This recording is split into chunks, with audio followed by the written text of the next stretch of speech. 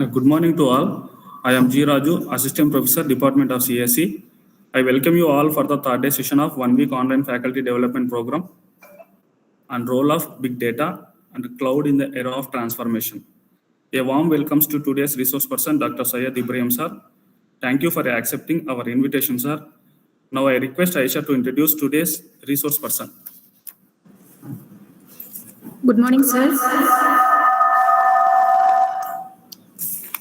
It is an honor to share the remarkable journey and achievements of Dr. S. P. Syed Ibrahim sir, a distinguished professional in the field of computer science and engineering. Sir currently serves as the Deputy Director of International Relations and holds the prestigious position of Professor at the School of Computer Science and Engineering, VIT-Chennai campus, with a robust academic background, including a PhD in Computer Science and Engineering from Anna University.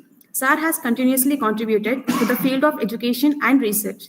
His areas of specialization spanning big data analytics, data science, data mining, artificial intelligence, and machine learning reflect his commitment to cutting-edge technologies. Sir's academic career showcased a progression from assistant professor at PSG College of Technology to his current role as professor at VIT, where he has been instrumental in curriculum development.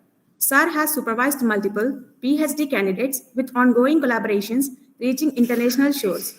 Sir's leadership in the Data Analytics Research Group, coupled with initiation of various academic programs, highlights his forward-thinking approach. Beyond academia, Sir has made significant strides in international collaborations, organizing conferences, workshops, and facilitating research internships. Notable achievements include his participation in global events like APAIE 2023 in Bangkok and collaborations with institutions in the UK, Japan, and Singapore. Sir's prolific research contributions are evident through numerous publications in reputable journals. Sir's work on collaboration, filtering algorithms, intrusion detection systems, and AI music generation reflects our drivers and impactful research portfolio. Thank you, sir. Thank you very much. Ibrahim sir, I request to take over the session. Yeah, okay. Thank you.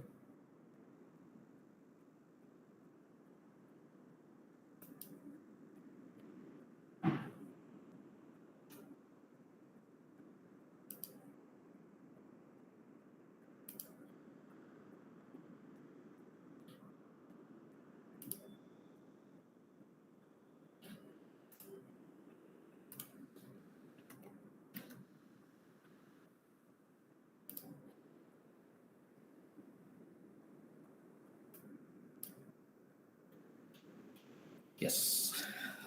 Thank you very much for your warm welcome. And I hope you are able to see my screen. Yes, sir. And may I know whether the particular IPython notebook is shared with the participants? Yes, sir. We have shared, sir. Okay. So, okay, fine. So, today's topic given to me is Spark ML. In other words, it's a machine learning in Spark framework. So actually, here we will cover multiple components. One is we should understand about Spark framework. To understand Spark framework, we should know what is big data, and then what is big data analytics. When we start discussing about big data and big data analytics, we need to understand about two different frameworks. One is Hadoop framework, and we should know a little bit about Hadoop framework, and then we need to understand about what is Spark framework. Then thereafter, we will come to the learning part or machine learning part. What is analytics we should understand, and what is the need of machine learning, what is machine learning, and how that can be used in Spark framework. So these things we have to see. As I gave you this as an outline. We will see, initially we will start with what is big data analytics. Then we will go for what is Hadoop. Then we will try to understand about what is HDFS and MapReduce. Then we will move to Spark framework and why Spark, what is the function of the RDD. Then we will execute some simple code to understand how that Spark works. Then in machine learning, I will introduce you about machine learning. Then we can go for recommendation system. Okay. So in between, if you have any query or doubt, you can interrupt in between, and then we can continue that. Hope it's fine for all of you. Sure, sir. Okay, sir.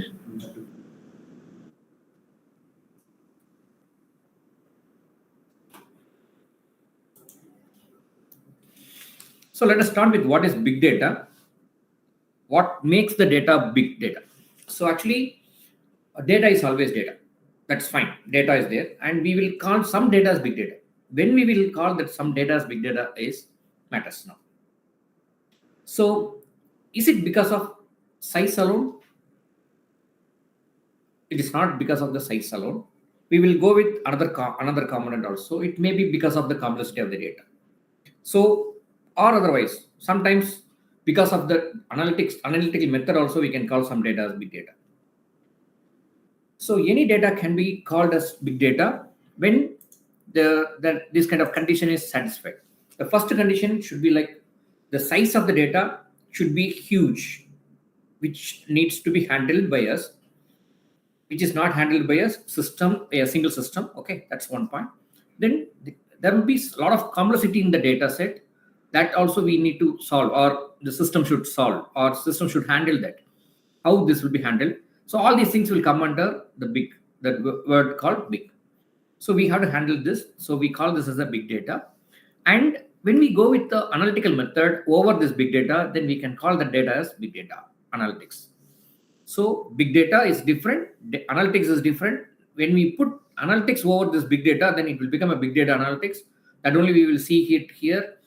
We will see big data, what is big data, and how to handle the big data by using Spark framework. That's the one component. Then analytics is the another component. Analytics will happen only by use of some learning algorithms. We will try to understand what is machine learning algorithm. So altogether, we will understand what is big data analytics. So these are the characteristics of big data. If any data can be called big data, if its voluminous because of its volume, if because of its huge volume of this data, we can call that data as a big data. Or otherwise, if the data is okay, I will go with the third option. If the data actually, if we can call a data as big data if it consists of variety of data, meaning is some structured data, some unstructured data, some kind of IoT data, different format of data, PDF data, WhatsApp data, everything all together we may have it. And based on all these different types of data, we want to do some kind of analysis or analytics. That will also known as otherwise known as variety of data. If we have multiple variety of data pitch in, and then if you want to combine everything together to get some analytics, that is also called as big data analytics. And velocity is all about nowadays. Actually, we have many devices, something like RFID devices, mobile phones, and all the other stuff. Each and everything generates a lot of data. So we should be in the position to retrieve, or we should be in the position to collect those data, as well as we have to provide some kind of solution to that, or some kind of analytical output should do that. Here, logically, the speed of data generation is very high. So we have to adopt that, and we have to provide a solution which will talk about how efficiently we will be able to provide a solution within a shorter period of time. That we call that as a velocity. So something like that, yeah, big data can be defined by using multiple V's. Here V, volume, velocity, variety. And actually nowadays, we are representing big data analytics using 9 plus V's. Okay. In this shows about another definition for a big data. If any data is known as big data, if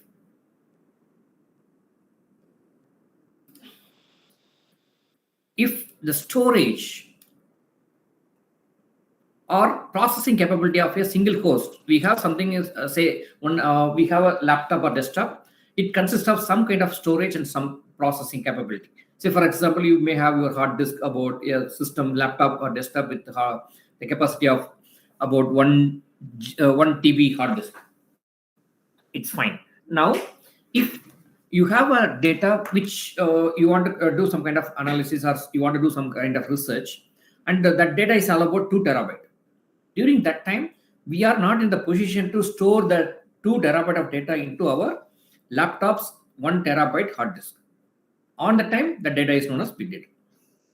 So I hope I am giving you a little idea about what is big data. Any doubt on this?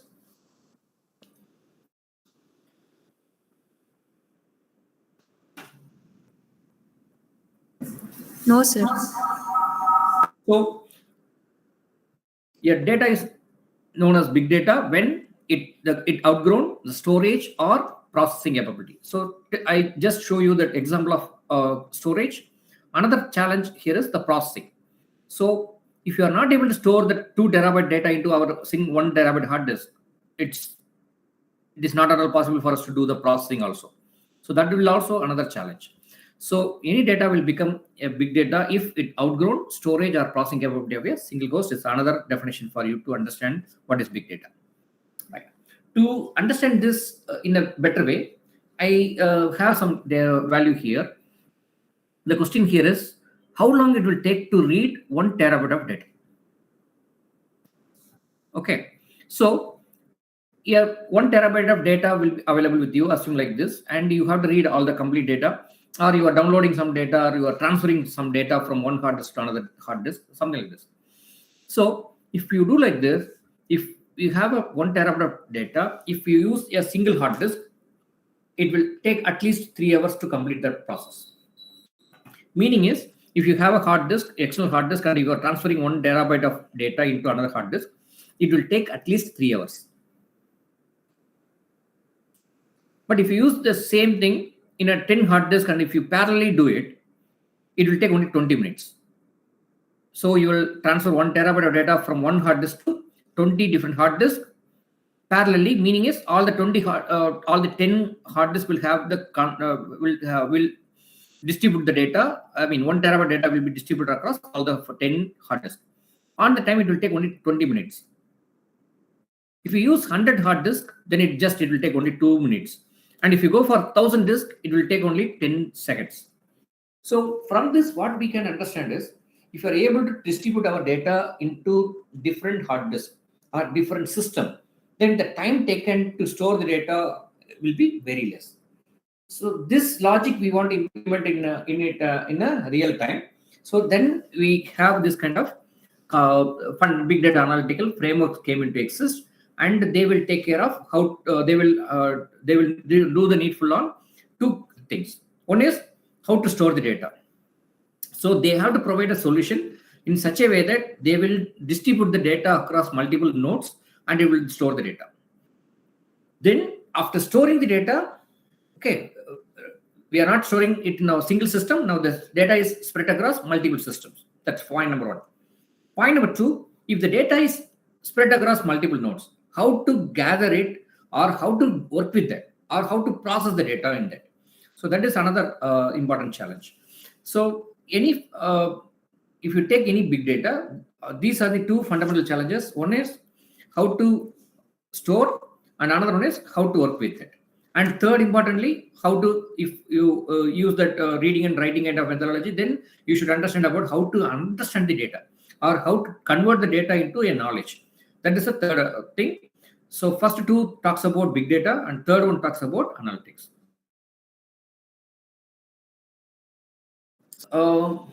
In this line, they started with a framework called Hadoop framework. This Hadoop framework will help us to store the big data. Okay, so what we saw just now, storing the big data requires multiple nodes to be connected, and the data will be distributed across multiple nodes. Then the second point is we have to process the data.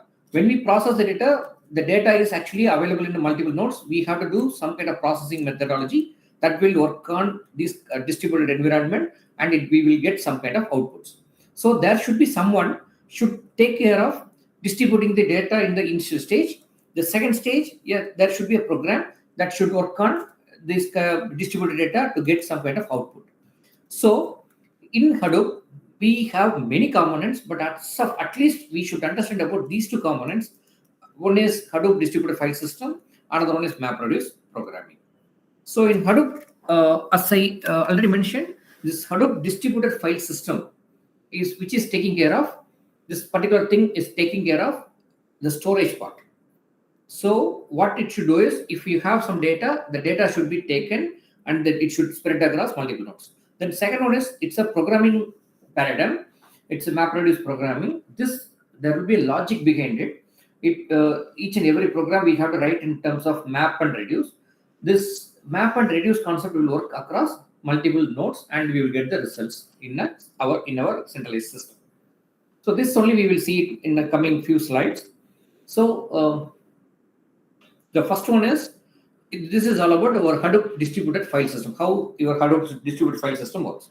Assume like I have the data one. The data one. The data one is all about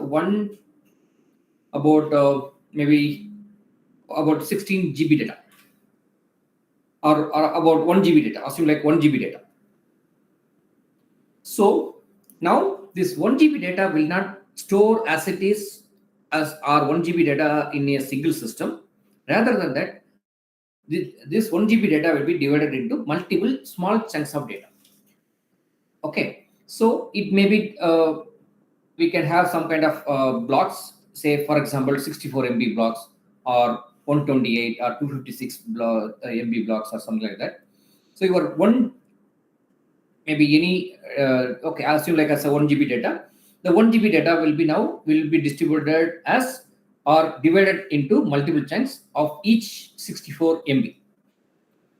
Now, what is the advantage here is storing 1 GB in a single system is very difficult when compared with storing multiple 64 MB files in a distributed environment. I hope you are able to understand that. So, in such a way that your 1 GB data will be separated, or it will be converted as small chunks of data, and then those data will be stored in a multiple nodes parallel. So here you could understand that as, here you have multiple nodes. The data one is we divide that into 2-3 small chunks, say block 1, block 2, and block 3. Then what will happen? Block 1, block 2, and block maybe 3 here or that side, anyone. These blocks will be stored in a parallel way. So what will happen? Rather than storing as a huge data, we are just storing small amount of data in a distributed environment. So the process is very quick.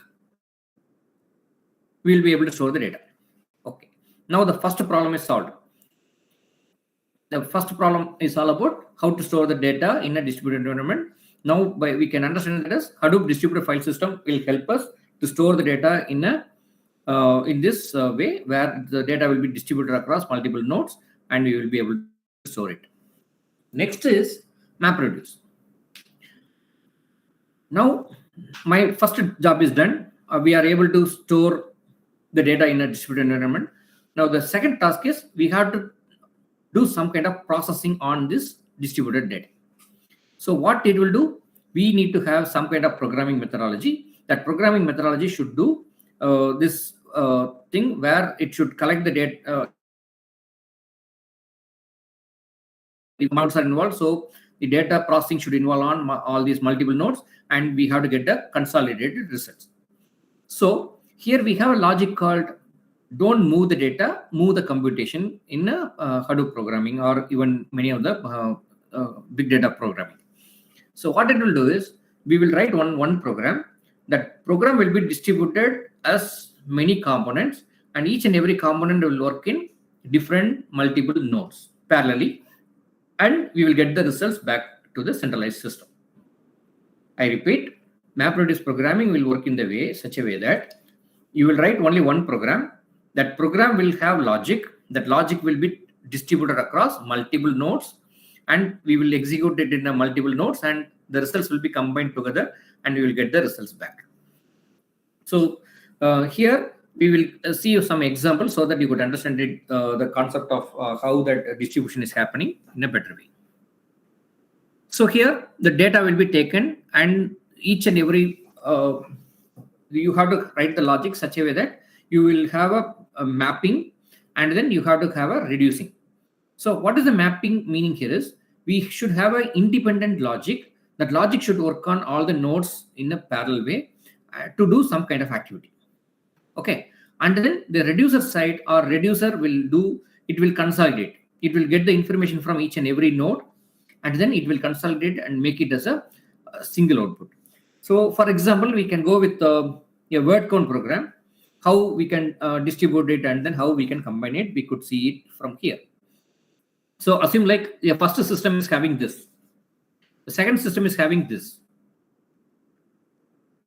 Okay, so there are two nodes. One node is consists of the first line hello world by world, and second node consists of hello Hadoop or goodbye Hadoop. So now what will happen is the map, the logic we have to write in such a way that the logic should work in these two systems parallelly. So what will happen? The first system will work on and second system will work this way parallelly, and there is no relation between these nodes, so the task can be done in parallel way. So what will happen? It will say hello 1, world 1 by 1, world 1 by the system. First system logic will work and we will get the results. At the same time, the second node will work and it will work on this data and it will throw the output as hello 1, Hadoop 1 and whatever it is. Right? If you do the same logic in a single system, what will happen? The system will read the first line, it will complete, then second line, then third line, then fourth line, something like that. It will go by line. It will take a lot of time. But here, assume like each and every node consists of each line. It can be done in parallel way. So rather than doing about 1,000 times or 10,000 times, if you have 10,000 lines of code, the process will happen in a single shot. So now what will happen is here these two results will be combined here. So here from here we get one by as 1, here also nothing, so by should be 1, and goodbye you are getting it from here alone. Okay, only output 1. Here you are getting Hadoop this time 1 and 1, so it's combined and then we are getting Hadoop as 2. And in hello, from node 1 you are getting one output, and node 2 you are getting another one output. So this will be combined and you will get the output as hello 2. And world in this particular node itself consists of 2, so we will get world as 2.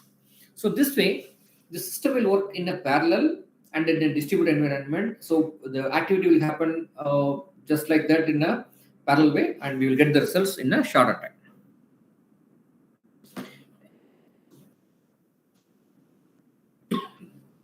Right. So now how this MapReduce works in a Hadoop environment is, we will have a hard disk. It is available in the system. That hard disk will be used for this purpose. We will write some map logic.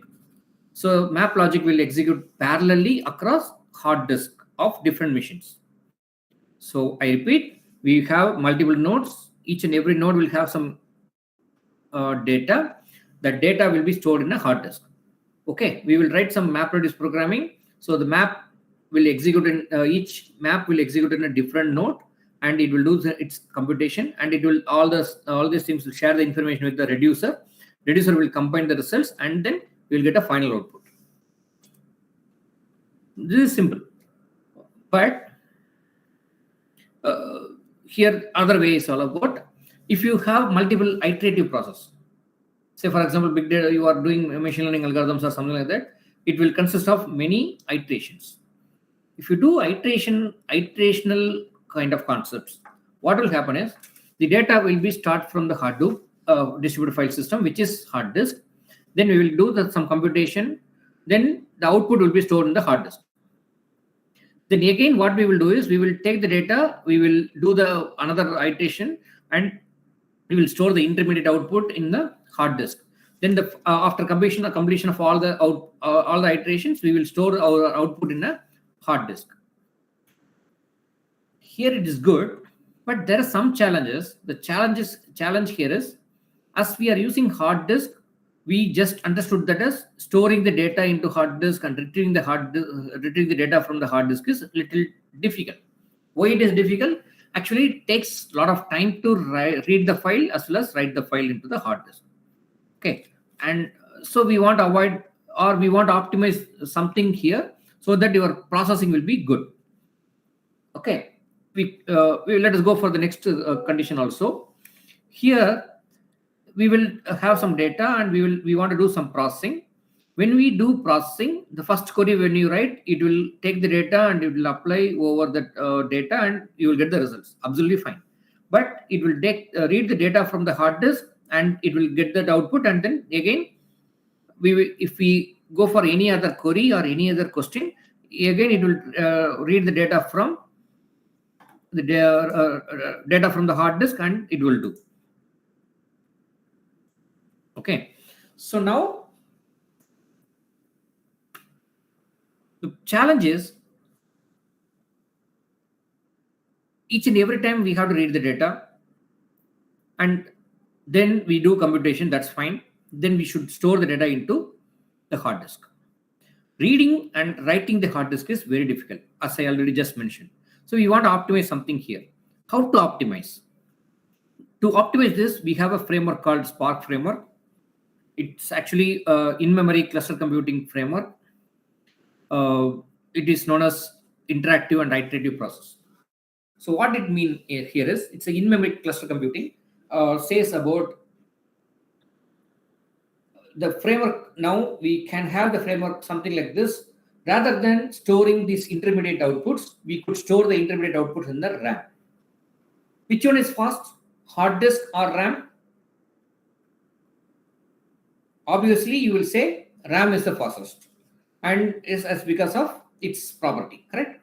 So rather than using the hard disk, we hereafter we want to use the RAM as the intermediate thing, and we want to store the output in intermediate output into the RAM, and we want to take, and we can go for the next iterations. So something like that we want to do. So this framework is known as Spark framework. The same way we can go for the distributed memory concept also. We can have this data in the RAM across all the nodes, and any query can be retrieved the data or the information from RAM itself. Okay, so this architecture is it's feasible now. We call this as a Spark architecture. Do you have any query in this particular point? Any doubt till now? No, sir. No, sir. Okay.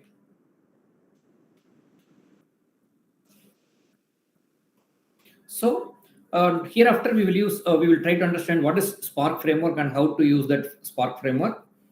This Spark framework is known as, it's a REPL, REPL. What is a REPL is, we could do all the activity in a single sheet or single iterative shell. What it will do, we can read the data, we can do some computation, we can do some kind of, we can see the output, and we can do multiple iterations there itself, and we can see and we can update it. So all these things we can do it in a single sheet or shell. So we call this as a REPL shell. So here it's actually, it's same as your IPython notebook. We could use that IPython interactive shell as the Spark shell. We can install some of the packages, and then actually it will become a Spark shell. Okay, so what is the advantage of this Spark shell is, whenever you do the Python, you can type some code, execute it, and if you can see the results immediately. If you feel that the result is not so good, or the expected result is not coming, then what we can do, you can update or you can edit your code so that you will try to get some output which is you are expecting. The same way, here we can the Spark shell is used as a interactive shell. Okay, so let us go with some program.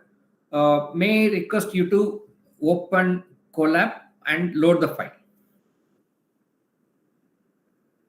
Okay, sir.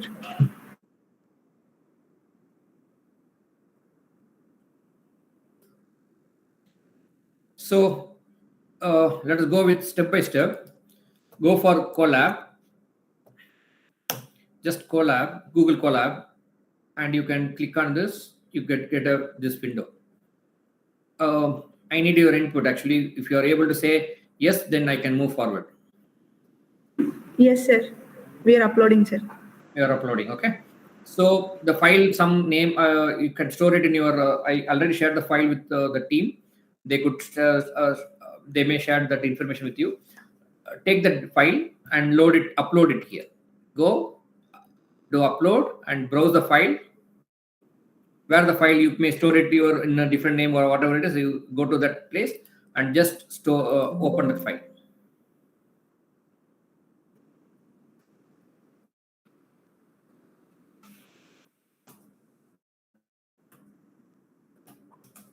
Yes, sir. We have opened the file, sir. Yeah. So in that you could see that, and you can go for clear all outputs. Now there's a plain file.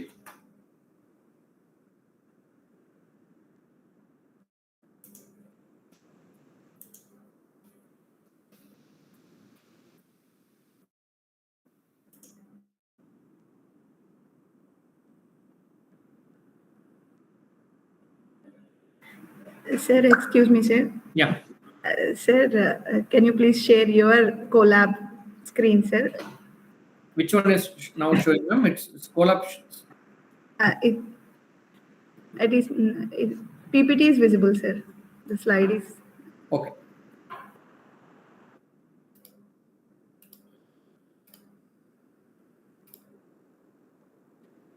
Now?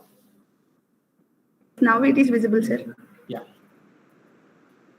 Okay. Then should I repeat this? Are you able to open Colab? But Yes. however, I repeat for some audience who may be new to this. You can go for search Google Colab. Then actually you will get this one. Welcome to Core Laboratory and so and so.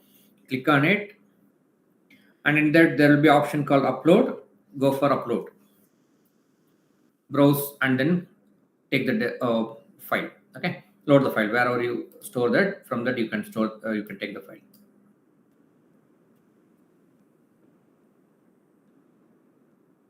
So after loading, go for edit and clear output, so that whatever there in the initial stage, that will be cleared. You'll get a plain sheet. If few of you confirm that, then I could move forward.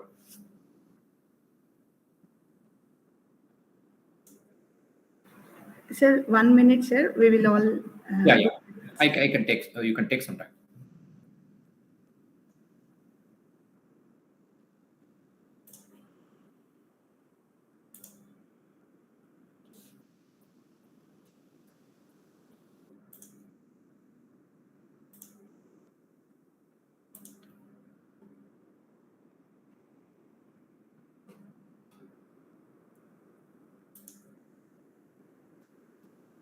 Yes, sir. We have done, sir.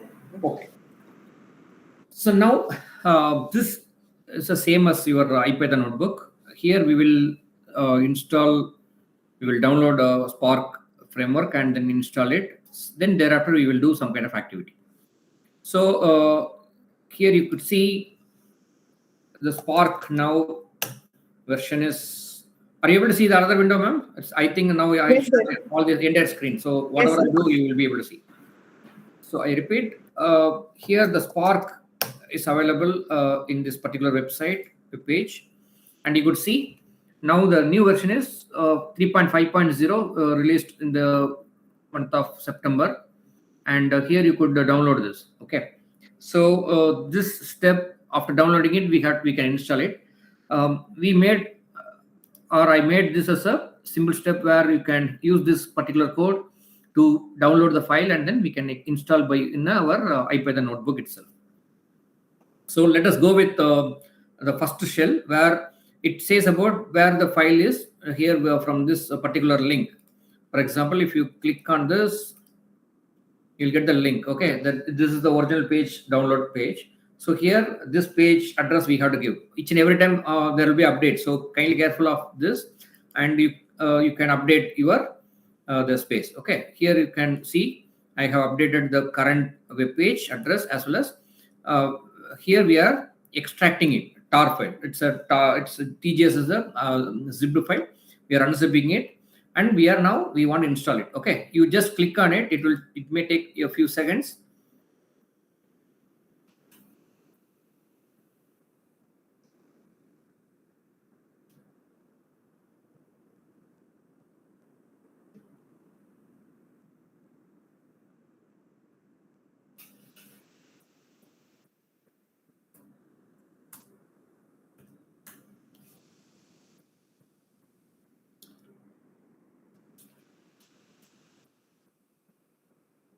So after this step, we will have some Java home. Java is important. Java is required for to execute the Hadoop thing.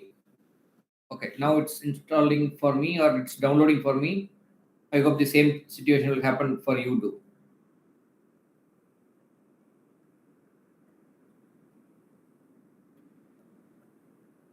Can you please confirm? Yes, sir. Yeah. So now we will set up Java Home, which is required for your Hadoop installation. Actually, the Spark is installed over the Hadoop environment. So even the name says here itself, you can see Spark 3.5.0 bin Hadoop 3. Now the Spark is built over Hadoop framework, Hadoop 3 framework.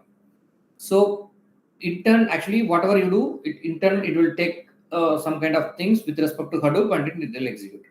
So here we will set up Java Home and Spark Home as this. It's already there, so just execute and then it will create the environment for it. Now, from this line, we will pass on. We will go and depth of Spark framework. Here we will pass some data. Assume like we have some only just 5 data. Data is given as 1, 2, 3, 4, 5. Now we want to pass this data to the Spark environment and we want to execute or we want to write some logic to execute something. Okay. So to start with that, we have to install PySpark, which is, we are saying like it looks like a Python Spark. So what the Python Spark will say is, we will write some code. It looks like Python code. In turn, you have to execute Spark in a Spark environment. The code, whatever I write it here, you have to take it and you should execute in a Spark framework. That only we are saying it here.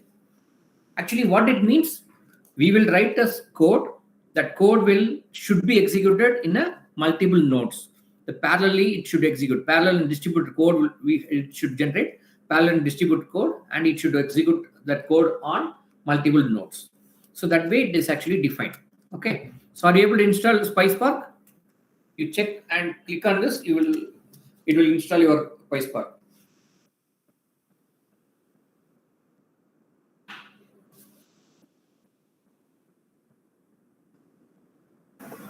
It's installing, sir.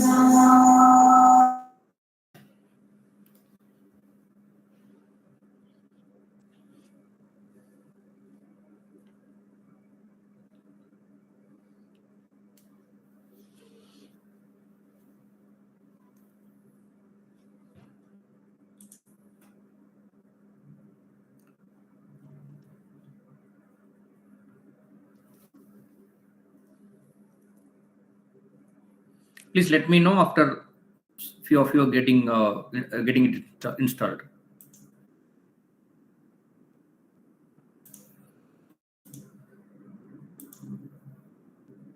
Yes, sir, we have installed, sir. Okay. So now we will do some kind of basic programming in Spark environment to understand how it works. So here we are creating an object called Spark context is the object. By using this context only or by using this object only, we will do a lot of activities. So now we will parallelize the data. Meaning is, actually here we are using only one system to do all the activity, but the same code can be executed in a multiple nodes if you install this Spark in a multiple nodes. What will happen is, here we have some data. Just we have 5 different parts of data, and this data will be parallelized across multiple nodes. If you give this, then actually it will be now hereafter it will this particular data will become accessible by Spark environment. So the Spark concept will come in and it will work based on the logic what you are saying. Okay. So now we will go for this particular code a.collect. The collect says about get the data which is available in a variable called a. Okay, but what we say, a should be sc.parallelize of data. So just the data is available as it is in the a, and we are just seeing that whether what kind of data we have.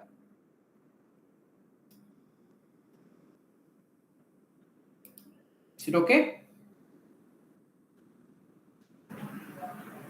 Okay, sir.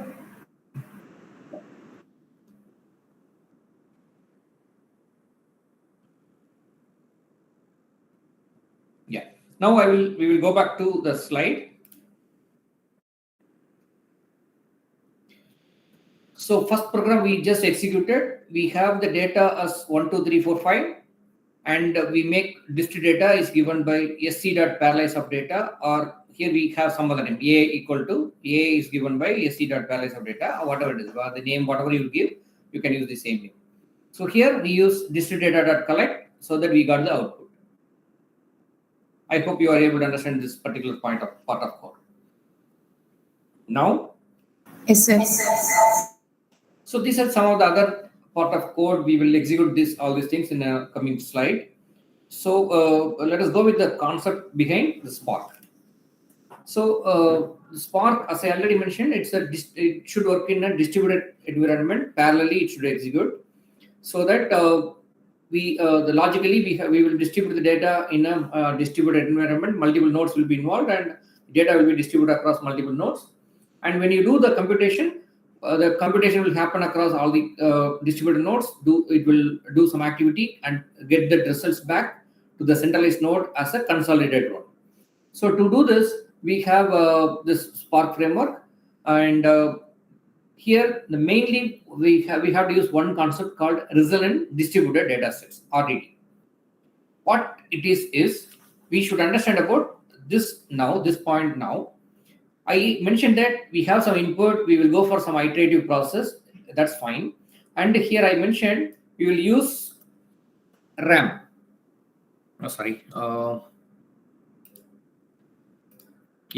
We will use RAM as the mediator, where it will the partial data or in the intermediate data will be stored in the RAM, and we will do it for some iteration. Absolutely good, fine. But what is the challenge of using the RAM? Any idea? What is the challenge of using the RAM?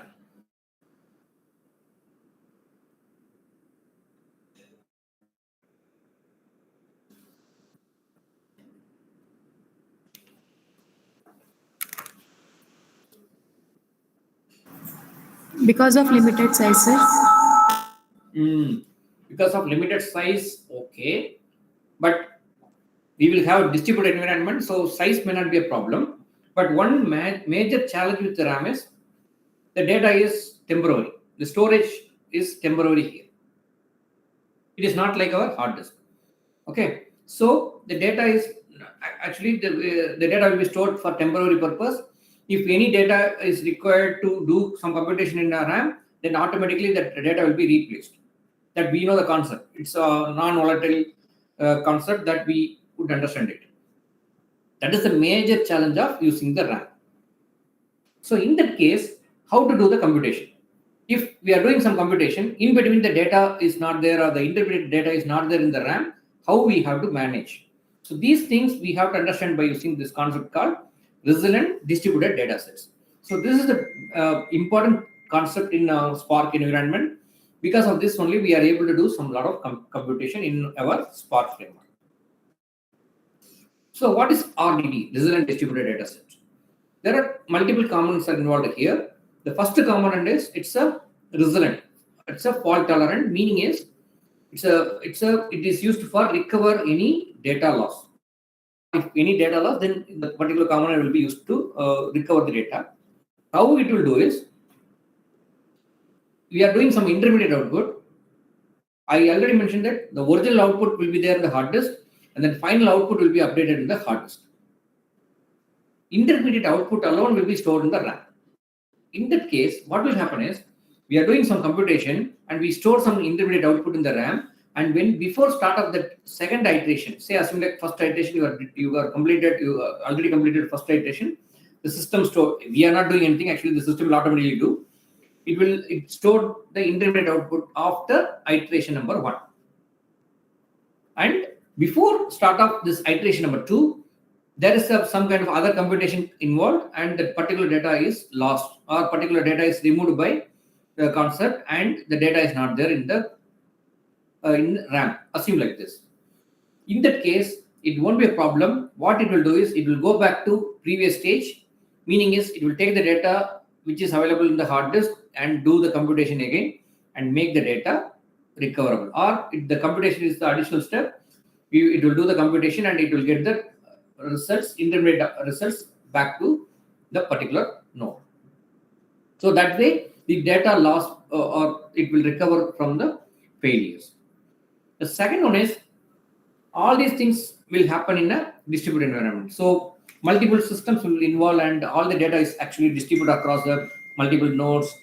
And so the concept wise, it will work in multiple nodes. For better understanding, we can use Hadoop distributed file system initially. So Hadoop distributed file system will split the data into multiple nodes, and then it will keep the data in multiple nodes. And over this, Spark can be executed. That we already know that Spark is built over Hadoop framework. So the data into multiple nodes using Hadoop distributed file system, and then the Spark will work over and above in the Hadoop, where it will take the data from different nodes and it will work in a distributed environment. Okay. Third one is the data set or the records or the data, whatever we have. So to avoid the confusion of using multiple nodes or distributed environment, if you go for distributed environment, then the data should be updated in a proper way. Meaning is, if I have a data called A equal to 10 in 3 systems, A equal to 10 in system number 1, S1, S2, and S3. Now, all the S1, S2, S3 will have the data A equal to 10. Okay. Now, we are updating something in the system number 1. So now A is now become A plus 10, meaning is A will become 20 in S1. But what will happen in S2? A will become only 10. S3 also have the system. 3 will also have the data A as 10. This is not right. This is not right, right? So to avoid this kind of situation, always we will say the variables, all the variables are static or immutable. Meaning is, I can't use something like this. I have to use some other variable to do this activity. Meaning is, now I will not use A equal to A plus 10. Rather than that, I have to use B equal to A plus 10. Are you able to understand the difference? If I use A equal to A plus 10, only one system will have that update, or the remaining system may have a different data. It will become a problem for our computation. To avoid this, we have to use, for each and every computation, we have to use a different variable. Here we use B equal to A plus 10. In that case, what will happen? Always A value become 10 in across all the machines, and now B will become 20. After some time, or whenever required, A will the S1 system S1 will update about B to all the other remaining systems. After some time, so all the system will have A plus B. So this way we want to avoid this problem. So always we will say all the data is immutable. Okay. So our RDD have multiple concepts. I just explained to you about resilient distributed data sets. So resilient is all about recover. However, we just multiple nodes, and all the data is immutable. So we have to use different variable to do this activity. Okay. So now we will do some kind of activity here. So we saw only one activity. We used collect. Collect is one activity. So something like that, we want to use so many activities here. These are the activity, or these are the logic. We will write it once, and that particular logic will be executed across multiple nodes. Okay, based on the data availability in that. When we do that also, there should be some kind of properties required. The system your Spark should have some kind of property. The property is all about these are some other automatically rebuilt and all the things we just saw. And other properties like lazily evaluated and type infer. These are the two very important properties of RDD, right? Now let us see what it means. So to go before that, I need to conduct one quiz. Okay, all of you should be ready. I will execute some part of code. You should give me the answer. I want to see who is giving, who may give the answer first. Are you ready? Yes, sir. Yes. I'm starting with that. Please make note of it.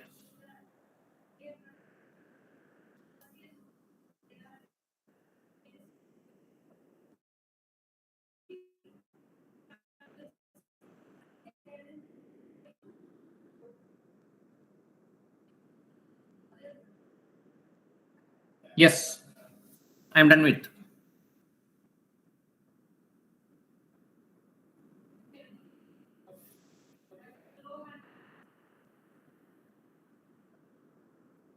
This much time. 10, sir. Okay. But what we did, all of us, when I show this, immediately we created one memory space in our brain. A equal to 100. Okay, assign A equal to 100, B equal to 100, C equal to 100. We assign some space for each and every variable. Then we did this computation. We multiplied 100 into 100 into 100, so on, and we got some output. And that value is again multiplied with this, that, all the computation we did it. Again, another computation. But after the end of this line, the value is just A equal to 10. That value is assigned, just assigned. And we are expecting that output. So whatever you did from this to this, all went in vain, all waste. Agree? Yes, sir. This is the problem of existing programming languages. If you go with C, C++, or any other programming language other than Python, Python and few more languages are there. Now, mostly recent programming languages, they have used this concept called lazily evaluated. They will not do any activity. Lazy means they will not do any activity until otherwise there is a requirement. So here, you see, there is some requirement. What is the requirement here is, this is all about my requirement. I want to print A. Okay. Then the system will think, or system will understand where that particular data is available, or is the data is available. That's the only question the system should do. Then what it will do, it will go and understand where the point is there or where the data is there. It tries to identify A equal to 10. The system understood that the value of A is 10. That's it. No need to see all the remaining code. It will just say A equal to 10. So the logically what it should do, it should start from the requirement, or it should start with the need. Then it should work. This kind of programming is known as lazily evaluated programming or lazy programming. So what it will do is, it will start the computation whenever there is a requirement. Meaning is, it will start only with the computation, not with the assignments and the remaining things.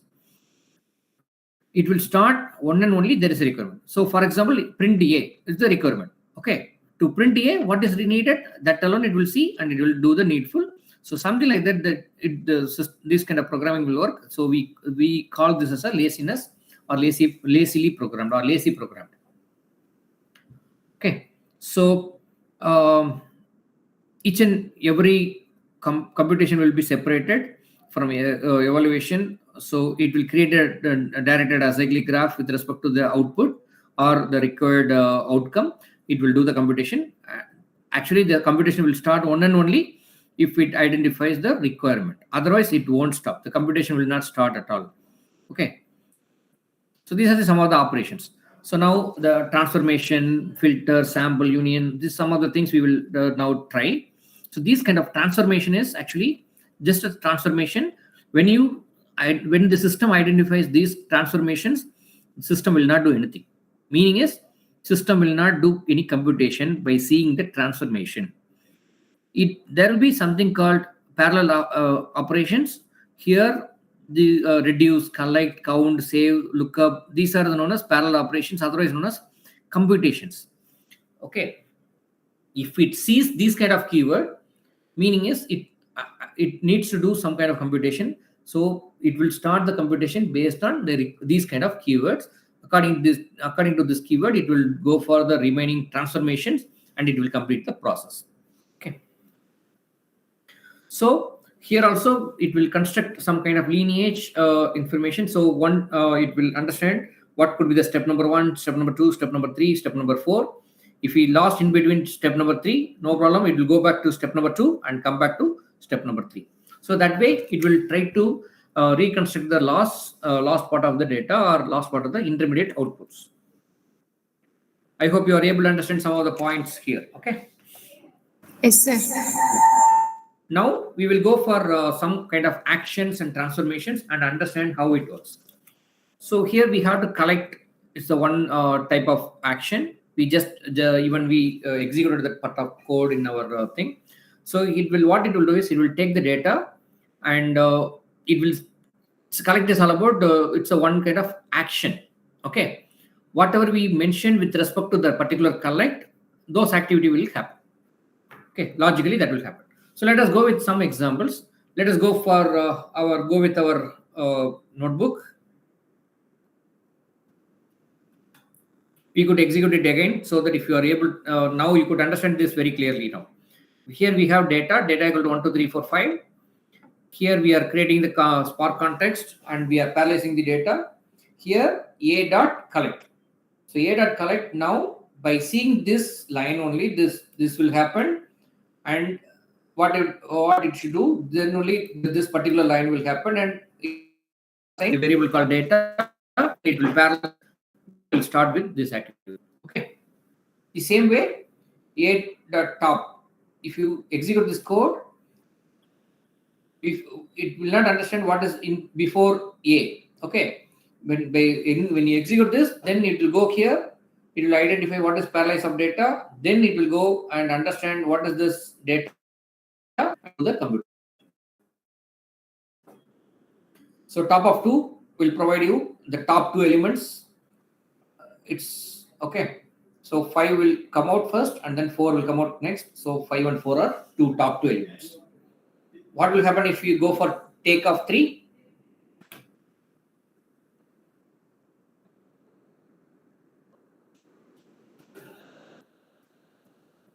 Execute and tell me the answer.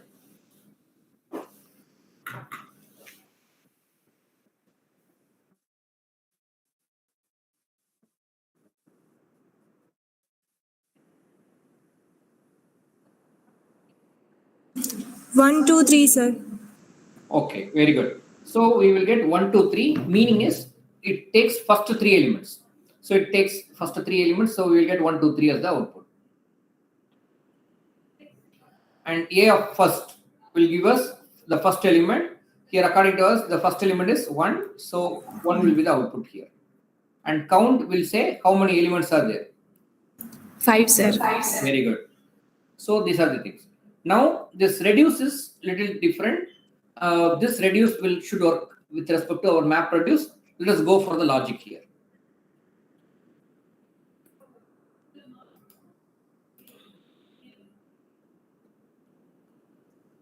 Just now we saw about first, count and all those things. Okay. So now the reduce, it's a lambda operations.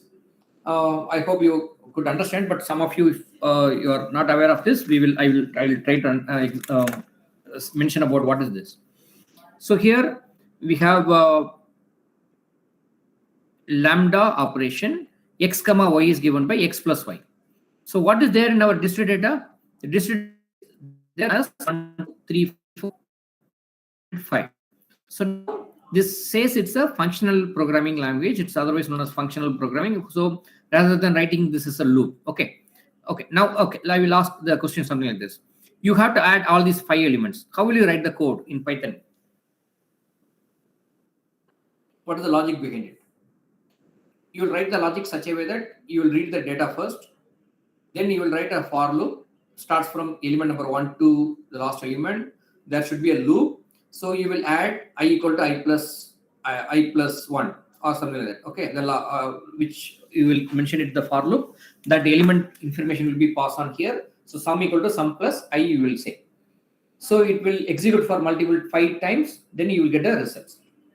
But the same logic we wrote it in a single line. Here that function is known as lambda. It's a functional programming where you mentioned about the function is addition across the elements which is available in this dist data. So here we have a data called 1, 2, 3, 4, 5. What it will do is the first element will be considered as 1 and second element will become 2. These two elements will be added and this new element will become X. Okay. Then new element will become here, that will become Y, and you will get the results here. So now the X will become, 6 will become X and this 4 will become Y. Something like this, it will work until all the elements are covered and finally you will get the results as 50. So this is another small thing which is available in is functional programming. You don't want to write a huge code to do these kind of functions. We just mentioned that in a lambda function. It's a property of Python. In Spark also they incorporated this. Okay. Right. Now let us go for map. Is the transformation. As I already mentioned, if you use this map as the transformation, nothing will happen. Meaning is, until otherwise, if it identifies some kind of transformation, action, this transformation will not happen. What it means? The meaning is, we gave this line, map data equal to dist data map of lambda x is given by x into x, right? If you give this line alone, actually the system will not allocate any space, it will not do any activity, it will not start anything, nothing will happen. That lazily it will do, lazily it will sleep, okay? Now it identifies something called MapReduce.collect. So the collect mentioned that it's action, as you are aware. Based on this action, it will try to understand what is MapReduce, then it will do the activity. So what is MapReduce? Then what it should do? It should identify the data, dist data, then it should map lambda is given by x into x. So what is the meaning? We have 1, 2, 3, 4 and 5 as the input. Now we have to execute this logic as x equal to x into x. So 1, 2 into 2, 4, 3 into 3, 9, dot, dot, dot, dot. This output will be given to. So something like that we have filter, flat map. Flat map is important, but let us execute this in our code and then come back here. So here we have the reduce code.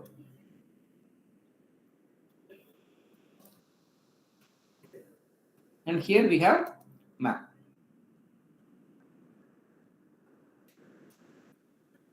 Okay. So now the next one is, now we are passing some data in a key value pair. Here the first element is known as key and second one is number of occurrence, which is known as value for the particular combination.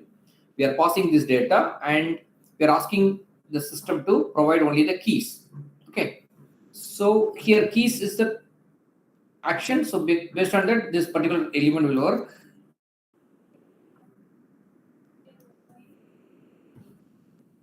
See the result. So after saying like collect, this particular it's actually keys is the transformation. Collect is the this second. What we are saying, there should be something should be done in M.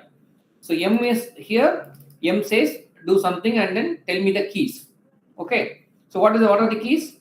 Apple, orange, apple, and orange. Or these are the keys that was shown to us. That's it. The same way, here we are going with dot values. So what it should do? It should give us 1, 5, 6, and 3 as the value.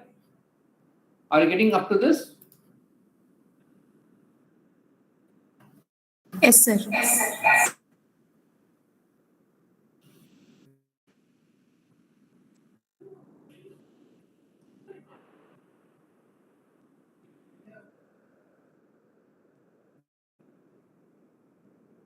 The same way here we are going with some character.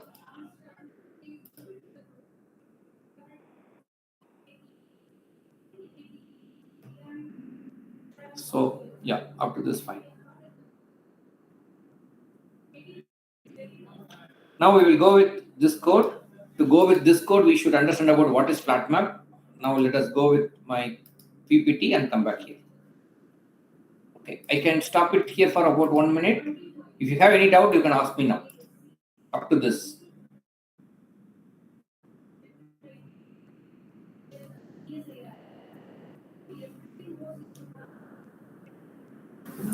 No doubt, sir. So now we will go with this particular part of code. It's all about the word count program. What I explained when we go with the Hadoop, we saw about a word count program, how to split the words and send us the outcome as one along with that, and then how to combine it. Okay, so this code says about that. Yeah, to see that we should know the difference between map and flat map.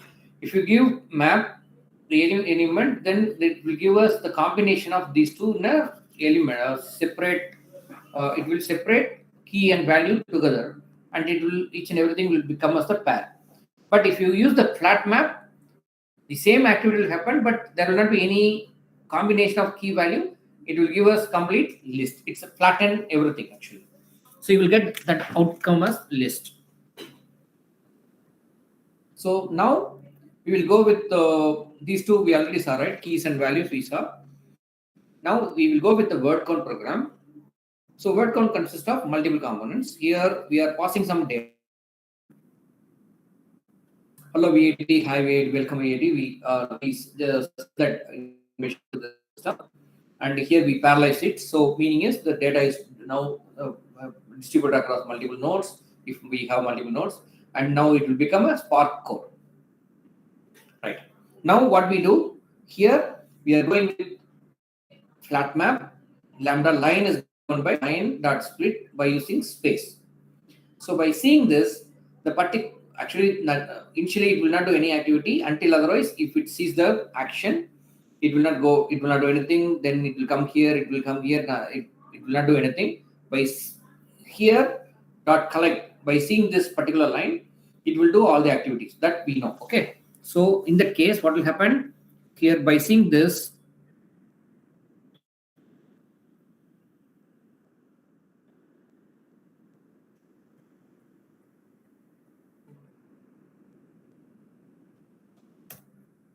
Okay.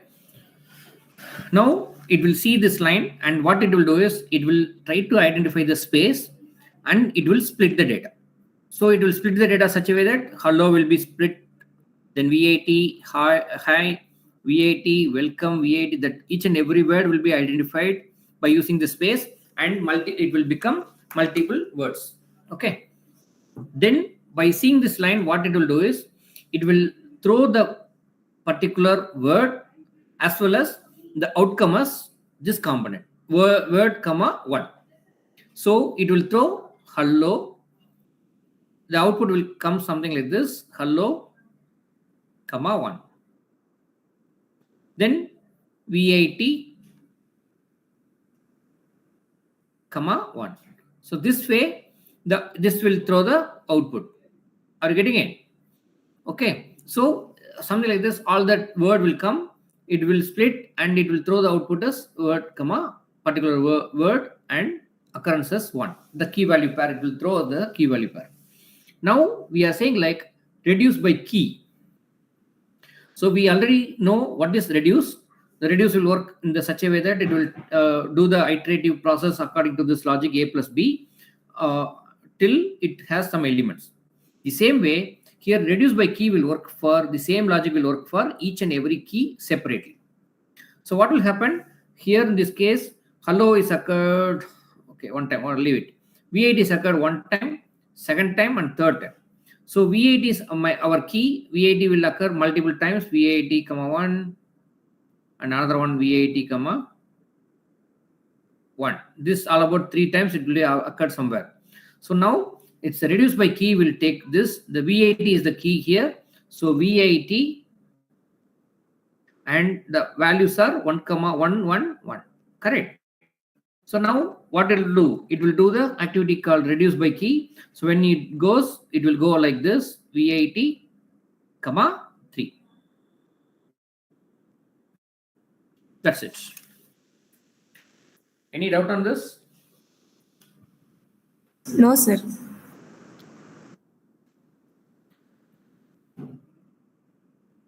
You could spend a few seconds to see what is happening here.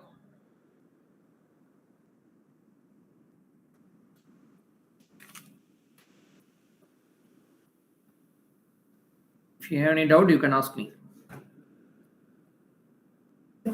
No doubt, sir. Okay, very nice.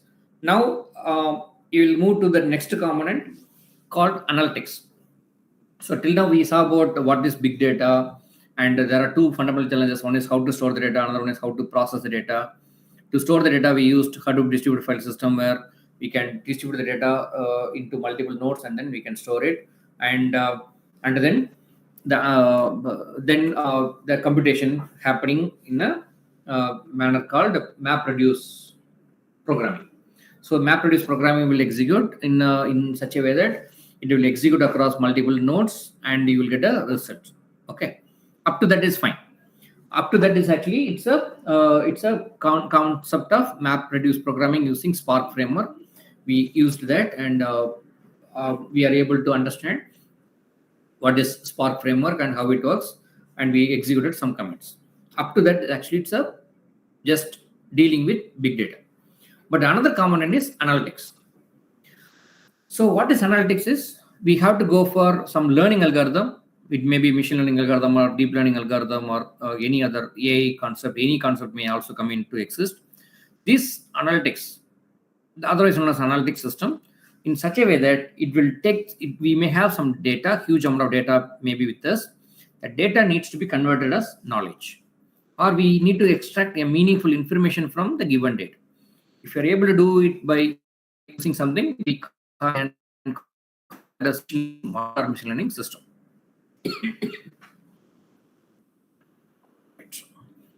So this is the general architecture of a machine learning system. We have some data, it may be a big data, that's fine. Then we will go for some kind of activity on this. We will start with pre-processing, then there will be some learning, then evaluation, prediction. We have to do all these steps. After completion of all these steps, then we can say this is all about the analytics, and we can say we are good at big data analytics. As I'm able to deal with big data and I'm able to deal with analytics, and now I'm combining big data and analytics. Okay, this way we can claim it. So to understand this, I have to give you some introduction about machine learning. As some of you may not, many of you knows about it. I can understand and agree, but few of you may not come through this stage of what is machine learning. So to make them aware or understood what is machine learning, I want to give you some input. Sorry about it if you know already, but I need to give you some input if someone of you are not able to get through what is machine learning. Okay. So here, the question here is whether machines can think. If this question is asked to you, or even if it asked to me, always the answer will be like, I will say no. Machines cannot think. Machine will not think. So machine cannot think. But however, the same question is asked by one professor in 1950. That question is all about he is the person who is known as Alan Turing, and he asked this question in one of his research paper called Computing Machinery and Intelligence. Okay, so the question is whether machines can think. Right. This question actually makes a foundation for AI. In general, machines will not think. But this question makes him to do something in such a way that we want to develop some machines. That machine should learn from the data and it should work with respect to the current environment. So how it should do is, we want to give the machines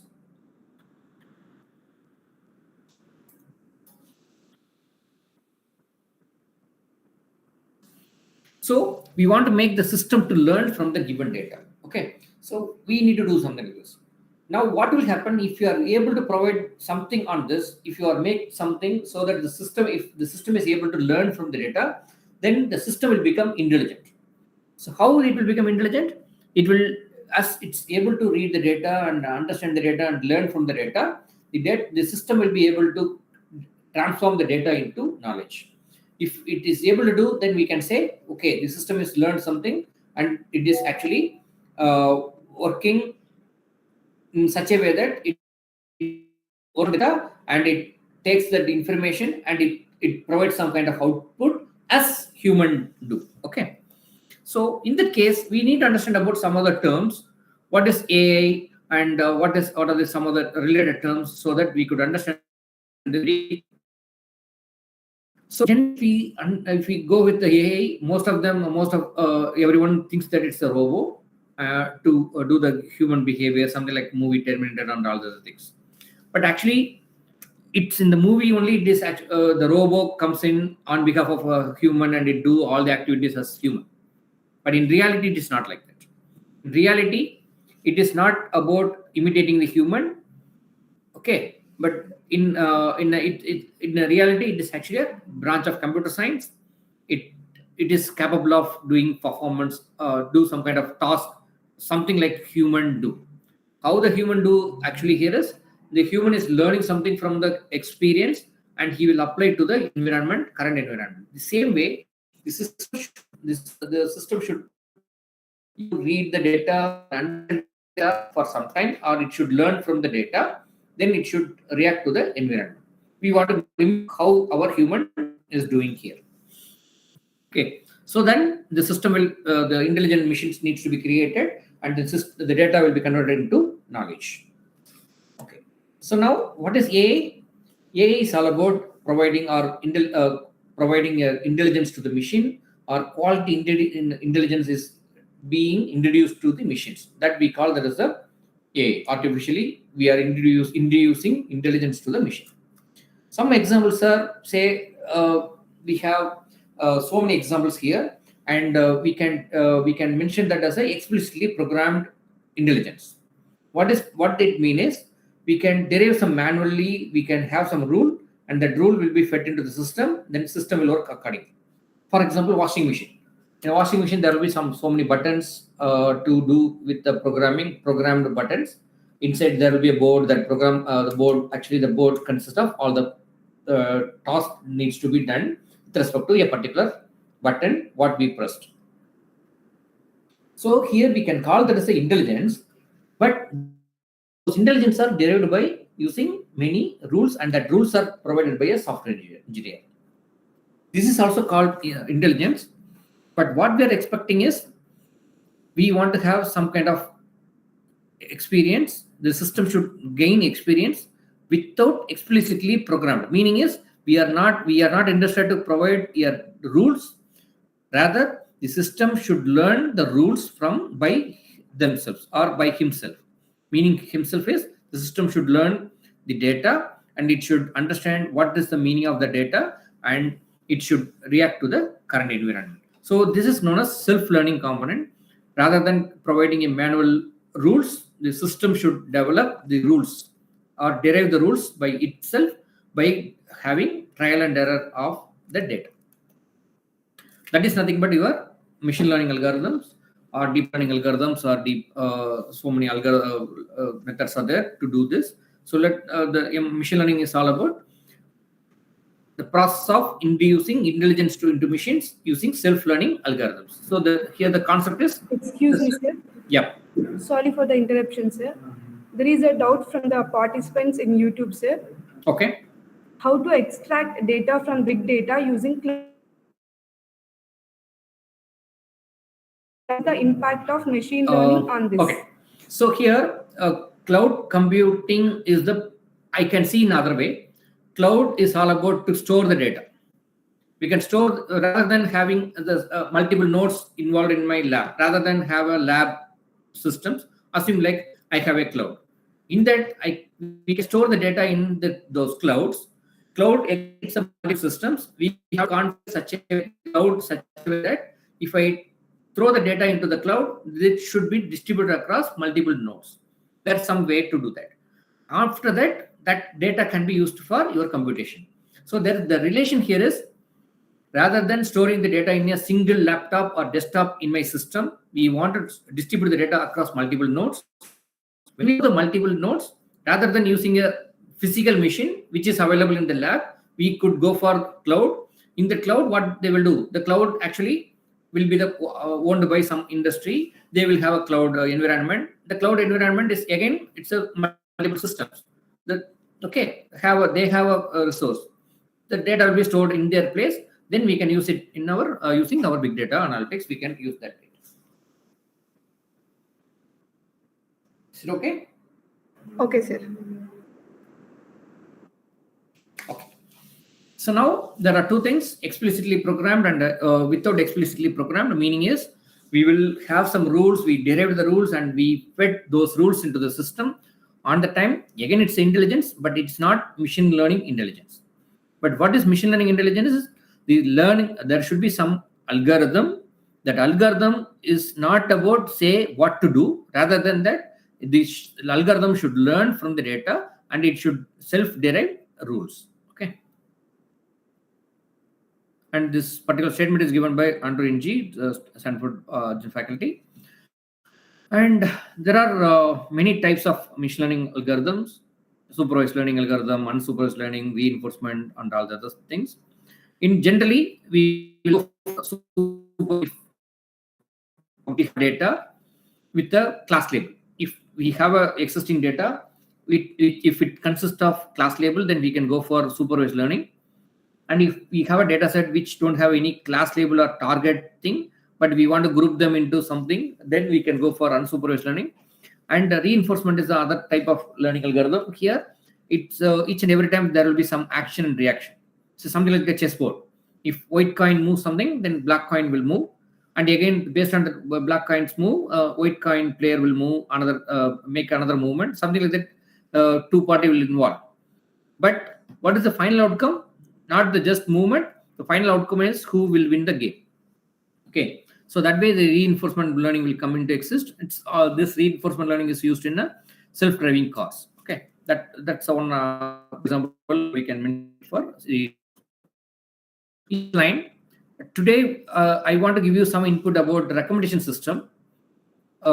Many of you, I feel that you may heard about the supervised learning, unsupervised learning, and then you could understand about the different classification algorithms, regression algorithms, or clustering algorithms, and all those things. It's good, and very few of you may gone through this recommendation system. So I want to take the best opportunity for me to take this as the thing. About a good research is happening in this.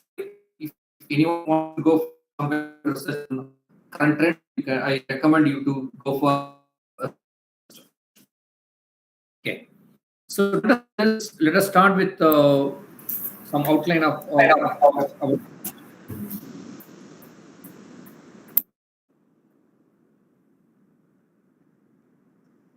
Okay, so. With respect to the particular topic on recommendation system, we want to have this as an outline. Let us understand about what is the objective of recommendation system, and I will introduce you about what is recommendation system, different types. We will see what is content-based, collaborative, and hybrid, and then what is the challenge, and what is dimensional reduction, which will come in general machine learning, deep machine learning, as well as in specifically we have to understand that dimensional reduction concept in a developing a recommendation system. And then we will understand how this particular dimensional reduction method can be implemented using Spark framework. Okay, that is all about my objective from now. We will spend some time here. So first we will understand what is recommender system. The recommender system is something like it's like something like our search engine. Mainly it looks like a search engine, but some difference is there. If you in a search engine, if you search something, it will give you some kind of related information with you. Okay, but here there will be some kind of particular information will be given to you in the when we go with the recommender system. What this recommender system or this software will do is it will go for each user individually. Say if I buy something in that, then it will try to understand some of the other items which is related to this, and that will be recommended to me. It will help me to buy from as a user perspective. I may buy some of the item which it recommends, and definitely it will improve the business of the industry. So always we have to understand that as machine learning, deep learning, all these kind of analytics will come with respect to industry. It will actually generally business. Okay, they will come into the business. So here the business here is I am buying only one item, but the system is not allowing me to go only with the one item. It giving me some recommendations. Obviously, it will make tempt to buy that some of the items. So I am buying what I want. That is good for me, and at the same time, it is good for the industry also or the business also. The business sells so many products, and their profit will also increase. So that way, we have to see this as a recommender system. When this statistics shows how efficient the recommender system is. All of us are using Netflix, and Netflix actually 150 billion recommendations are provided by. Netflix gives a lot of recommendations, and they are spending 150 million to provide recommendation to the users. And what is the impact? Out of 3 movies, 2 movies are watched because of recommendations. See, a company, they are giving recommendation about some movies, and out of 3, 2 of them are viewed because of this recommendation. It is too good. More than 66% of the profit they may achieve by using this recommendation system. That's the best use case actually. Another one is your Google. Google 30% of their click is based on recommendation. If they give some kind of recommendation to you, you will click on it, then you will go to that page, all the other things. So they are giving you the 38% of the clicks are happening there, meaning is they are getting profit in terms. When you click something, ad or something like that, then it's a profit for them. And Amazon, 36% of sale is because of the recommendation system. Okay, and Amazon is good at recommendation. They developed many algorithms, and they are good at developing these algorithms as well as they are extensively using it for their website. And 36% is too good for them. Okay, at least 1/3 of their profit is because of recommendations.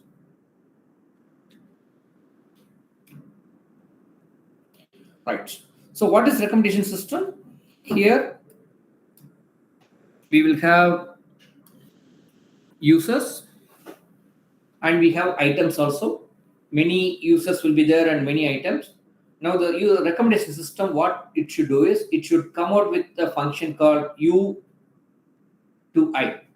Meaning is the system should able to understand which user will understand or which user is already purchased some items and which item will be interested to the user.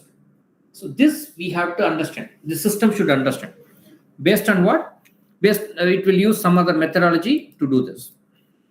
Okay. So for in general, user profile, item information, user interaction, all these things will become inputs for the system, and the system will use all this information, and it will give us some kind of recommended items.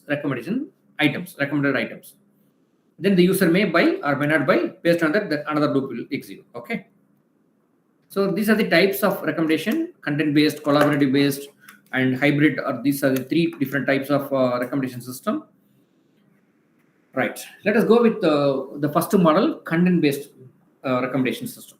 In content-based recommendation system, each and every recommendation will give based on your profile, user's profile.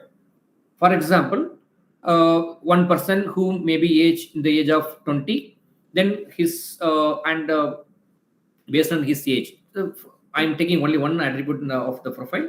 Based on the age, the movies related to that age will be recommended to him. Another person who is about more than 65 or 70, based on his age, some old movies may be given to him as a recommendation. So these recommendation will be provided based on user's profile. If you are able to use these profile to provide recommendation, then we can call that as a content-based recommendation system. Another one is collaborative filtering. Okay, as name suggested, it's a filtering method. We have so many combinations, and we will apply a filtering based on collaborative filtering. Collaborative meaning here is based on collaboration, 1 to remaining users. Say based on that, what will happen is the users, the relationship between user versus all the items will be calculated based on the similar users also. Then it will try to understand, it will filter based on the current scenario, and it will give us some kind of recommendation. So collaborative filtering will be based on similarity between users and items. Okay, I can skip this. I will come to the example so that you could understand very clearly. So here user-based filtering. Now what it will do is a user will be compared with other users based on the purchase behavior. Then the user, we will try to identify the similarity between the users. Okay, user number 1 is similar to user number 2, user number 3, or something like that. Right? For example, in this case, the user number 1 purchased this one, and this one. That's fine. Okay. Now the user 1 is similar to this user, as he already purchased the cherry as well as watermelon. Now based on similarity, high similarity is there, so the grapes and oranges given to him as the recommendation. Okay, so I hope you are able to understand. So first, what it should do is the system should be able to find the similarity between the users. Then the items that are not purchased by one user will be given to the recommendation to the next user, something like this. The same way, if some other item is he already purchased some item, then this item will be recommended to this guy, something like this. Okay, this is user based on the user. The same way, we can go with item based filtering also. It will try to identify the similarity between the items. Then based on the similarity, that will be recommended to the users. Okay, any doubt till that? No, sir. Okay. Now, what is the problem here is computing similarity is the very big task. Why it is big problem? We may have millions of users and millions of items. Say, assume like at least we are going with the user based. We may have millions of users. Each user should be compared with the another user, and we have to identify the similarity between the users. So what will happen? The complexity is actually very high. M cube. It's each and every user needs to identify with next user. So n-1 users should be compared with one user should be compared with n-1 users. Okay, it's very difficult. So to address this, sometimes we may go for clustering algorithm, but that may not also, sometimes it will not work properly. So we may go for dimensionality reduction. Okay. So what is dimensional reduction? The dimensionality is, curse of dimensionality is all about if we have, the data may have thousands of rows and columns. That's all about our dimension, we can say. But sometimes all these dimensions will not helpful to us, one way.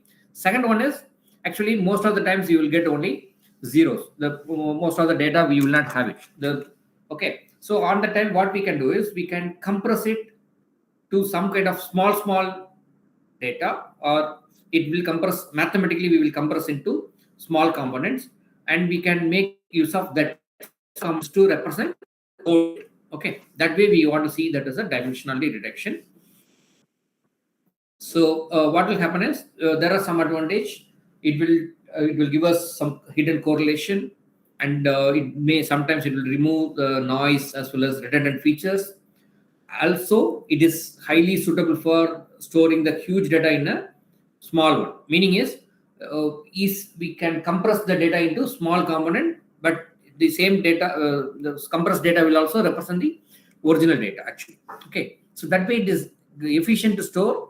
So it's good for us to easy storable, as well as we can do the processing the data very easily. That is all about what is a dimensionality and dimensional reduction. Now here, the concept wise, in a recommender system, we have more items, many items, and many customers. And each customer will have some information about some items alone. So there will be a matrix. Now this matrix needs to be compressed into small matrix, so that it will give us all the information. So in that, to do this way, we have we call this as a model based approach, or matrix factorization is the one way of doing dimension reduction. We will take the data as the matrix, as it looks like a matrix, customers versus items. This is the matrix. This matrix will be consider, and we will take that as a matrix, and we will try to make that as a two components, minimum as a two components, at least. Actually 3 components will be there at least. We will try to understand that as a 2 component. One is Q and another one is P transpose, where we can multiply these two and we will get the proper output. So for example, if we want to get this particular output, what we have to do? We have to go for this particular matrix, and we will go for this value, and another matrix we will go for this value. If we multiply these two values, we will be able to get this value. So logically, rather than having a huge matrix, we are compressed into 2 matrices as of now here. 2 matrices can be multiplied to get the original matrix. Okay. So that way we will go with this compression is known as latent. These are known as latent features. By using these latent features, we will be able to come out with the original data. Okay. So one of the way to do this is all about we can use singular value decomposition. SVD is the one type of dimensional reduction method. Here it will go with the 3 different matrices. One is U matrix, another one is summation matrix or diagonal matrix, or another one is orthogonal matrix of V transpose. So the particular data will become 3 different components: U, summation, and V. Okay. Then if you go for if you are able to use some methodology here, that algorithm should compress the original matrix to U, summation, and V. Okay. Then actually it will represent the same data. So for example, here if the data 5 cross 5, 7 cross 5, right? This we are representing by using U, summation, and V matrix. Here we have 3 values, but not even required. The last value can be removed. So 2 cross 7, 3 cross 3, and 7 cross 2. This matrix is enough to represent all the complete matrix. Okay. If any value is required, for example, if you want to have this value, this particular value, we have to multiply the particular row and particular values of this, as well as 1, 2, 3. Yeah, this value. If you multiply this, you will get this value. So that way we will be able to compress the data into small thing. So something like this, after computing, see, this is all about our original matrix, and this is all about a reconstruction of missing data. So any missing data can also be here. You can see a lot of missing values. We don't know what could be the rate given by the user, whether will be given rating is given by the user or not. But we will be able to predict those values. By this rating also, we could understand whether the particular user will understand, or maybe may like the movie or not. So this way we can use this recommendation system. The dimension reduction can be used in the recommendation system. ALS is another algorithm. Here we will fix one matrix and another matrix will be computed based on this and all those things. Okay. Now this we can show it. We can implement it using our Spark framework. Let us see that.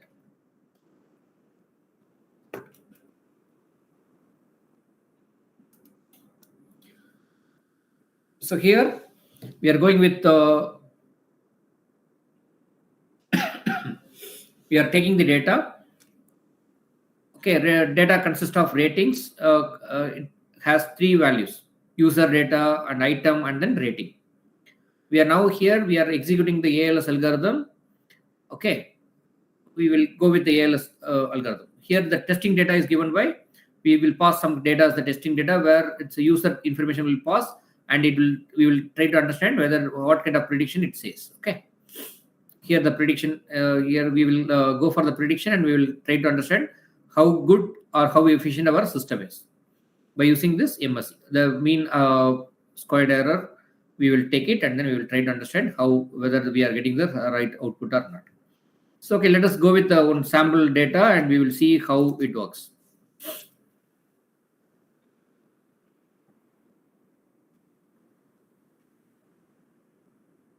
See, the mean squared error is 5.73. It's fine. Now we can collect the data. The data is actually 1152. This is all about our data, original data. Now you can see the ratings. Okay, rating given by user number 1 to user product number 1 is 5. So something like that. We got some user number 4 for product number 4. He gave the rating as 5. Okay. Now the same matrix. What I showed now, same thing.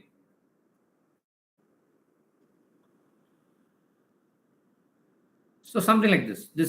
Something like this matrix. We want to feed it, and we want to reconstruct this error. Okay. Now we are passing some test data. We want to pass the same test data to understand whether what it happens. So we want to say user number 1 and user number, item number 1, and we want to predict what could be the rating given by the user. Okay.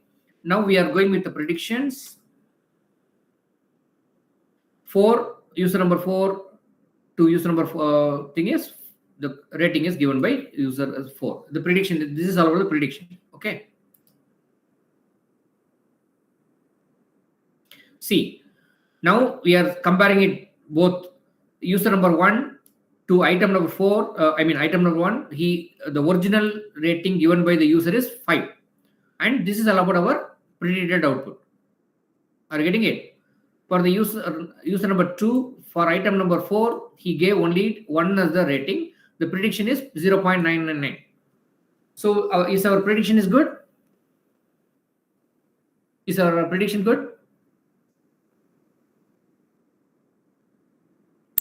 Yes, sir. Are you able to understand that logic here? So we used our data, we took the data, we applied our dimensional detection, and here we took the data, and we are developing the model using the test data, and here we are predicting it, and we are getting the output. So it gives us better results. The same way we could execute your naive-based classification or any other algorithm. You can execute here. We are taking the data here. We are splitting the data into 60-40. Then we applied a naive-based classification, and here we go with the predict model to predict what would be the class label for the test data, and we are calculating the accuracy. The same thing happening here, and here I am showing you the code for k-means algorithm. We are taking the data and we are splitting it, and then here we are going with 2 iterations, and we are going with the central cluster centroids, and we are able to identify how much is the error. Okay, you could execute and then understand how it works.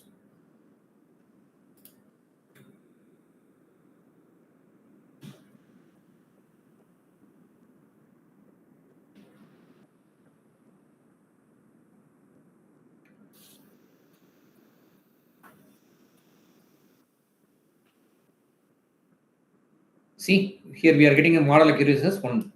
So the test data actually it is giving us 100% accuracy for the data on this particular case.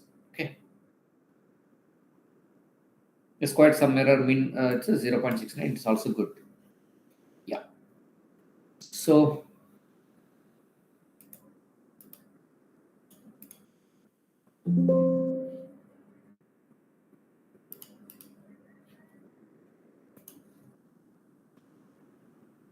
any questions? No, sir.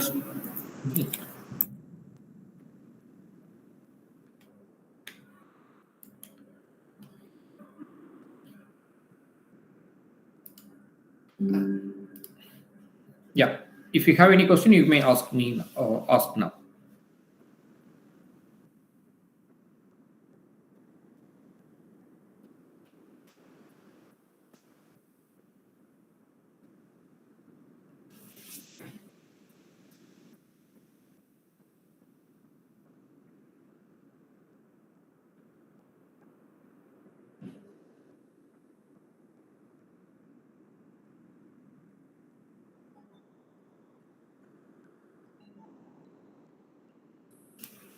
Any doubt?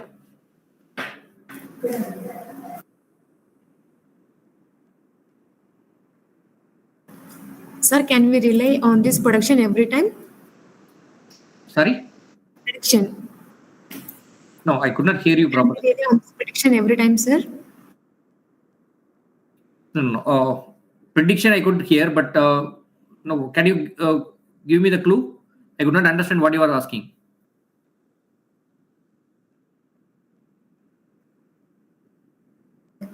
Can we every time depend on our prediction, sir? Can we depend on prediction every time? I could not understand the context. What kind of context is that? But actually, generally, the learning algorithm should give us some output. Will give us some output, but we have to ensure that output is proper or not. How we have to do is we have to test by using training data first.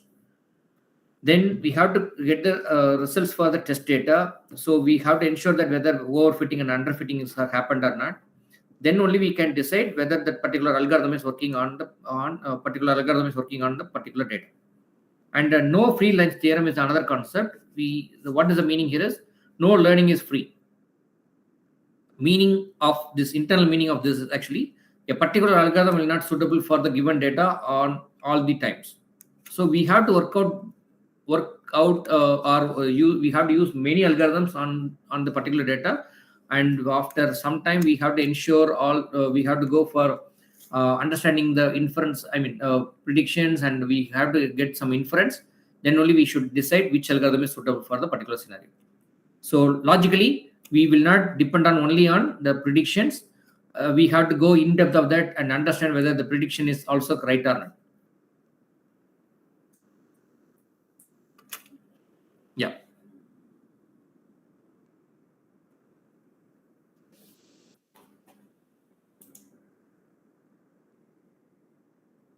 Any more questions?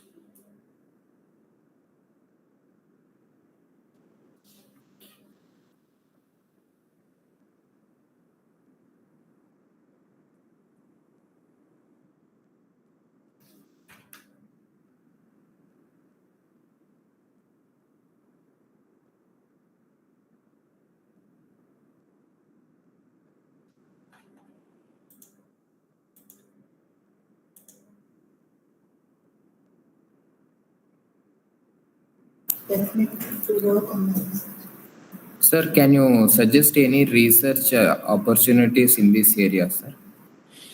Oh, okay. Okay. Thank you for putting that question. Actually, a lot of research is happening in recommendation system. Actually, everyone says about research in deep learning. Okay, research in deep learning means is we have to develop some kind of deep learning methodology to adapt to some particular applications. Recommendation system is one application. We have to use even now. I just showed you about a machine learning algorithm. On particularly, I showed you dimensional reduction method. It's a basic one, but now it's many context should come in. Meaning is we have to incorporate deep learning frameworks into this. One way to see that is actually I mentioned about content based. So meaning is we have to take the user's profile and we have to do something with that user profile to provide a better recommendation. Now, if I give the recommendation on an overall picture, I will give the same kind of recommendation every time. But now you assume like I am in India, my preference of food is different. If I visit some other country, my preference will be completely different. My interest will be completely different. On the time, is my recommendation provide me the best result? That we have to see. How we have to do that kind of concept is now evolving. It is known as session-based recommendation. On particular session, how the recommendation system works. That we have to see. So other one is few shot based recommendation. Okay, so some kind of activities are happening with respect to recommendation system. On the time we have to incorporate new deep learning framework into this, and we have to develop some kind of good methods. Otherwise, it's all about I am working very closely with related to cyber security field also. In that we are developing methodologies to predict the cyber crimes, and other project actually we are doing is we are analyzing the data of anomaly detections and this kind of things, malware detection and all that stuff. In general, in malware or the medical field and all those things, the data will be limited, one case. But however, the data is available, even the data will have a class imbalance. Meaning is always you will get your normal data more and abnormal data very less. Okay, so we have to deal. The learning algorithm should deal with this kind of condition. So we are developing many applications in that particular line, or research is happening in that way. The main research is all about how we can go with few shot learning and zero shot learning. Okay, here by using a small subset, how we will predict, how will we develop a best method. That's one way. Second one is continual learning. Continual learning says about the data is actually coming very frequently, but we have to update our machine learning model. Again, the frequently we have to update the machine learning model, which is not happening in traditional methods. So we have to come out with a different methodology in deep learning and machine learning, where the data, whenever the data comes in, we have to update our model, and that should adapt to the environment. Okay, it's known as continual learning. Another one is I'm working on is federated learning. It's a federated learning is closely related to big data analytics, where the data will be there with the different organizations, and they are not interested to share the data to anyone. On the time, we have a concept called federated learning, where federated learning will work in a way the centralized system will work, and it will pass on the information with the different clients, and the computation will happen again. The results will put back to that centralized node, and then there will be computation. Okay, this way we will try to achieve a better. We will develop some better prediction system. And my candidates are doing dual doctoral degree with our partners. One candidate is doing a dual doctoral degree with Deakin University, Australia, and another candidate is about to get opportunity with the University of Newcastle, Australia. So I have some openings in my PhD. If anyone, if any industry candidates can contact me.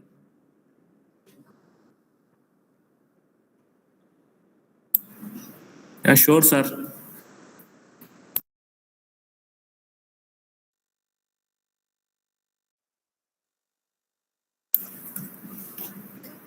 Sir, other than Google Colab, any other platforms are available, sir, for working on these concepts? Actually, you can use your Jupyter notebook directly. You can download the file and install it. It will work in your system. But I feel that Google Colab is better, as I am able to show you, and you are able to download and install it in the Google Colab itself. It's good for you to understand. But the same thing can be happen in your local lab system, your local laptop. You have to install yourself. You have to download this I showed you, know, the page. You have to download the Spark. This you have to download and then extract, and you should do some kind of settings. Then you will be able to execute whatever the command I gave to you in your local machines by configuring your notebook. Python notebook, yeah, or Conda or Anaconda or whatever it is. You have to configure. Yeah. Sir, when the size of the data is increasing, so whether this Google Colab provides us the sufficient resources to handle that data, sir? It is possible. Otherwise, no. Then only the logic of cloud computing will come into exist. Okay. You can have a cloud computing. You again, it's maybe the payment basis or non-payment basis. That's so many options are there. That's I don't want to go into that level.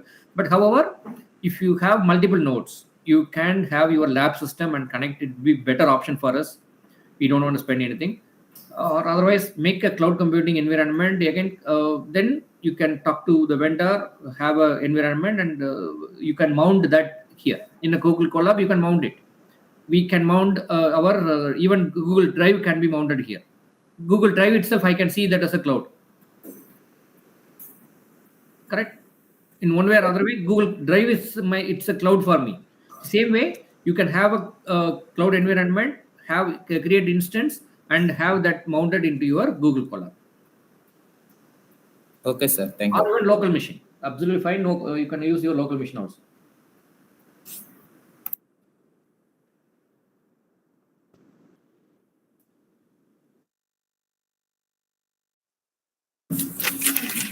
Thank you so much, sir, for sharing your valuable information and providing a good practical session. All participants are actively participating, sir, for Thank you. making the time with us to share a very huge knowledge on this development program. And also thanks to all the faculties and participants to make this event success today with your patience and gathered here. Thank you once again, sir. Thank you all. Thank you.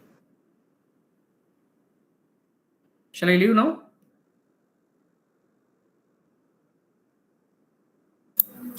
Yeah, yes, sir. Thank you, all. sir. Thank you very much. Okay, bye. Bye. Okay, sir. Bye.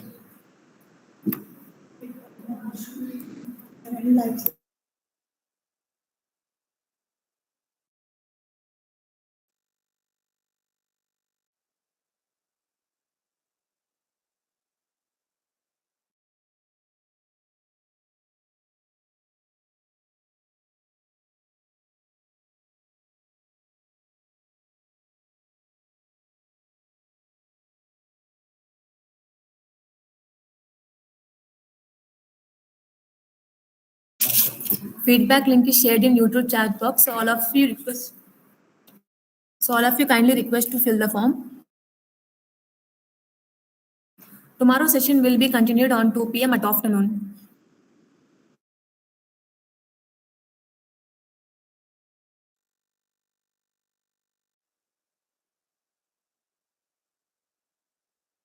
Tomorrow's session will be continued on 2 p.m. afternoon. Kindly note.